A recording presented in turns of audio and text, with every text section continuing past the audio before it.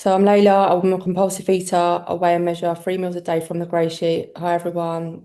I commit them to my sponsor. I don't eat in between meals no matter what. And abstinence is the most important thing in my life today. My abstinence day is 25th of March 2020. And I'm so grateful to be at this meeting. I'm sorry like if people have heard me share already recently or whatever, but I didn't plan to speak tonight. And I don't know that I ever really want to speak, but I've not really been on a meeting for ages. I come on a meeting last night and just 10 minutes later I thought, fuck that. Was like, I just haven't been present and I don't feel like I've been putting my recovery first. So I'll try and just tell my story, how it was, what happened and what is like today. And I just remember like from my early teens up until I come into Grey Sheet, always thinking about diets, being completely obsessed with my body, always kind of hating myself, having some disgust with myself, like it was never good enough. And I wanted to change everything. I remember I wanted my nose changed, I wanted my ears pinned back, like everything about me I wanted to change. And for some reason, I thought that if I was thin and had this perfect body, that it would also bring me this perfect life. That's what I believed. And for some reason, that's just what I invested all my time and energy into, just striving to get this perfect body. And that would look like trying loads of diets, saving money to go on boot camps, whatever the latest fad was out there, the cellulite creams, this cream, that cream. If it come in a cream and it was, it said it would do the trick, it didn't matter how much it cost, it just, and that's what it was like. I was just always chasing after the perfect body. And I didn't have any relationships, so to speak. I avoided men like the plague, but actually looking back, I think I just avoided relationships full stop, really, like even friendships. I did have friends and I did go out partying and stuff, but my friends would be out sort of from Thursday till Sunday every weekend. I'd go out once in a blue moon because mostly the weekends I wanted to spend hibernating, eating, and somehow maybe soothing myself with sugar. And that was my thing, it was mainly sugar. So I would eat and eat and eat and then promise myself that tomorrow would be different, and that tomorrow is going to be the day I start the diet. Tomorrow is going to be the start of my new life when I actually do get serious about this diet and I'm going to end up really slim and beautiful. And tomorrow never come. I could never stick to a diet. I don't think, as when I look back, all the diets I've tried, mostly I'd be binging like within a few hours. I remember even paying once like just this ridiculous amount of money to get these juices delivered to my door, and I think they deliver them every 2 or 3 days. And I mean it was a lot of money to me at the time. And I probably just maybe not even drunk one of these juice drinks, because I'd just be binging. So that's what life was like. And always trying to diet, always wishing to be slim. They were the only books I read about body dysmorphia, food addiction, but I always denied myself that. I always just told myself it's not that. I've just haven't got no willpower. But it's like I think intuitively I knew it was more than just having willpower. Like I just could not stop eating once I started. Or sometimes I could stop, but I didn't know how long I'd stay stopped for. So that was what it was like. And then what happened? Well, I started using cocaine. In fact, I used cocaine probably from about the age of 16, 17. I'd say recreationally, and then in my 30s, I was in active addiction with cocaine, and for some reason, I really enjoyed it because it meant that for a little while it stopped me eating food. It took the obsession away from food, Mhm. and it just meant that I was obsessing around drugs. And I loved it, almost felt like I was in control because I could use cocaine for days on end, and then I could have like what I'd be almost like a little binge or a big binge, but then I could start using cocaine again. So it's like somehow I could control my food intake by using the cocaine. And I remember I'd just come out of a relationship. I got really slim, like the slimmest I'd ever been. And I think everyone thought, oh, it's because she's just broken up in this relationship, and even my mum was saying to me, you look amazing. I was in this slim body. Everyone's like, oh, how healthy you looked. And then it all went to shit because my cocaine addiction, I started picking my skin. And then I couldn't even keep the weight off because I was so sleep deprived that when I wasn't using cocaine, I was literally eating family packs of just sugar and energy drinks and other stuff that we don't use. So I couldn't even maintain, I love someone else in this program shares that she was a fat crack addict and like I say, I couldn't maintain a low weight because between using drugs and eating. So that was what life was like, but that's what happened as well. And then through the drug use, I come into Cocaine Anonymous. And then through that, my sponsor, unbeknown to me at the time, she's an anorexic and bulimic, and she was in another food program called FA. But very quickly after putting the drugs down, I started talking about the food. Thanks, Joel. I see you. So does that mean I've got 10 minutes left, Joel? Thank you. And I think well, not I think, I believe for me, that's when things got really bad with food. I mean, things were always quite bad. But the reason I think the stuff around the food is so hard is because it was just different for me. Like when I look back at my life, there are some moments in the food, I had lovely holidays, I did have friends, I did go out, I did socialize. But I also feel like the food sort of did rob me, like it's like I was living a half life, but I didn't know I was living a half life. Whereas for me, the drug addiction was I couldn't live any sort of life with the drugs, but with the food, it's like I could lie to myself almost that I didn't have a problem.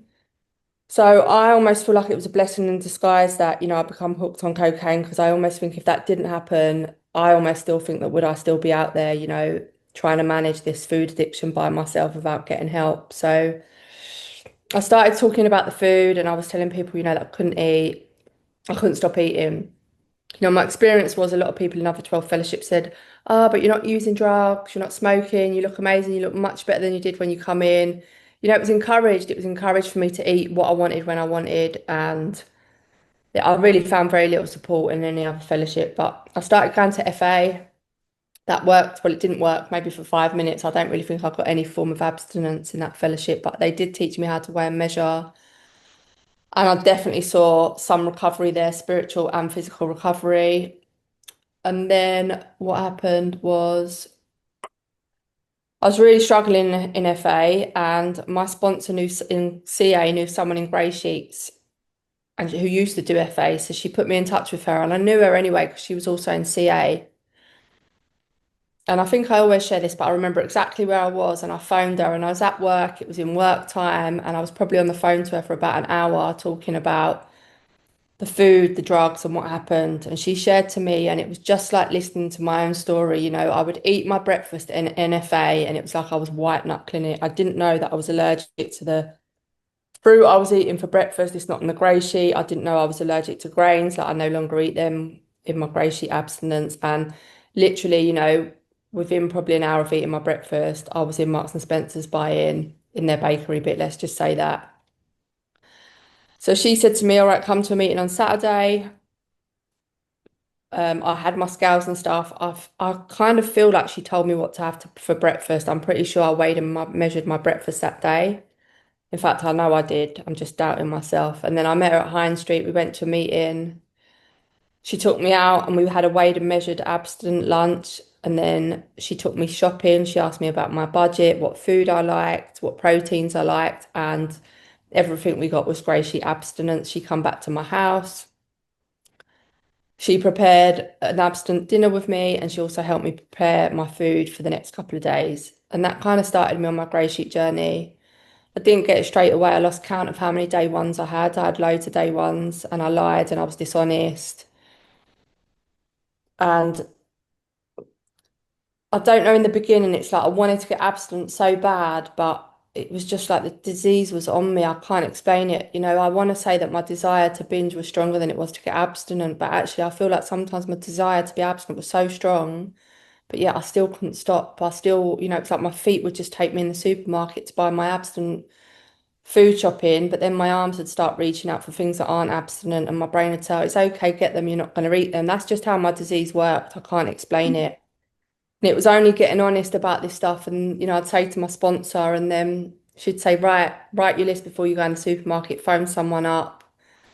And I just used to think, oh, this is all rubbish, it's never going to work. And I hated doing all that stuff, bookending. It just felt stupid to me. I felt embarrassed even to phone someone and say, I'm going in the supermarket, will you stay on the phone to me? Or, can I confirm in 10 minutes when I'm out? But that's what I started doing. And, unbeknown to me, it started working. And I think for me, maybe that's where the magic happens. I think the magic is really in my honesty. And I think, my other sponsor says, it's the secrets that keep us sick.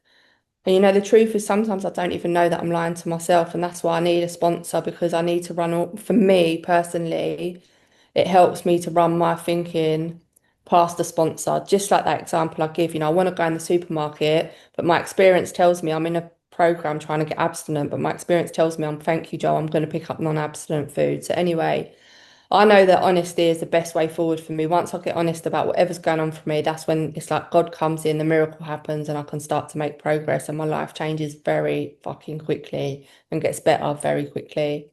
That's my experience. And then, so getting honest, listening to my sponsor probably for the first time and maybe just not even taking her seriously, but actually just doing what I was told, to be honest. I don't think I ever really took her seriously, but I was a bit scared of her. And at the time, if she said jump, I'd probably say how high. So it was call me at this time. When I ask you how you sound absent grateful. Why do I have to sound absent grateful? I'm not absent grateful. I'm pissed off and I'm angry and I'm upset and I don't want to be abstinent. And I basically just done everything she said. Gratitude list every morning, send it to her. Always start with I'm grateful for having a solution for my food addiction, or something around why I'm grateful for grey sheets, 3 meetings a week minimum, no food changes. I can't remember, but there was like 7 key things: some quiet time, 2 minutes, read a couple of pages from the big book, get service commitment, start putting your hand up, a bit like don't sit at the back of the meeting, sit at the front. But obviously we was in Zoom when I come in. So there are all the things I've done. And then I want to just, and I'm sure there's a bit more, but it really is, I know, what do they say? It's simple, not easy.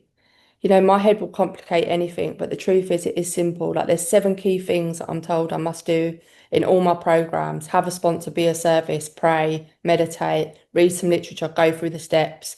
And that is just the fundamental basics. And that's been my experience, not using drugs for 6 years plus, been back to back abstinent on the grey sheet for over 5 years. Like I couldn't get one minute without using food or drugs, at some point in my life. So that's what I've done. And then what life is like today, well,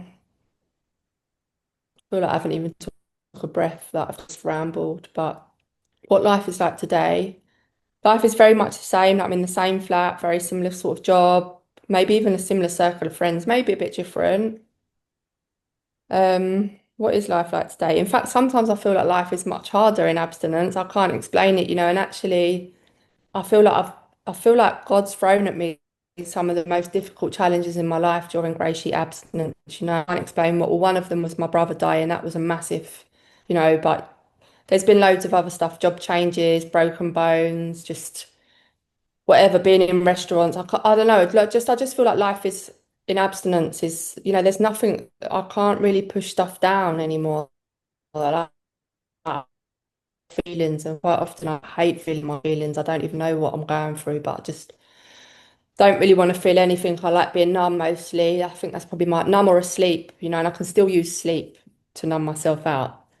But life is also incredibly beautiful today in ways that I almost can't even describe. Like my time is so much more precious to me in my grey sheet abstinence. I think friends, family, getting to know people, vulnerability, intimacy, openness, like all things that didn't even cross my mind before abstinence, they have really become important to me in my life. Like being honest and authentic, and I don't know, like there's just qualities I see in other people that I've seen in grey sheets that I really hope to have and long to have. Like, I just see people being non-judgmental, and I think that's one of the most beautiful qualities. And, I used to be so judgmental, really harsh to myself and others. And I still can be, but anyway, so that's what life is like. It's very, very beautiful to me, even though it's still very much the same. I feel like even through losing my brother, and thanks, Joel, and or maybe sometimes the shit and the dark days, there's always beauty, even in the darkness. That's been my experience. And there's a lot of light here, and there's always hope. And yeah, I've had my 3 meals. I'm going to bed abstinent, and I can't wait for my breakfast, no matter what.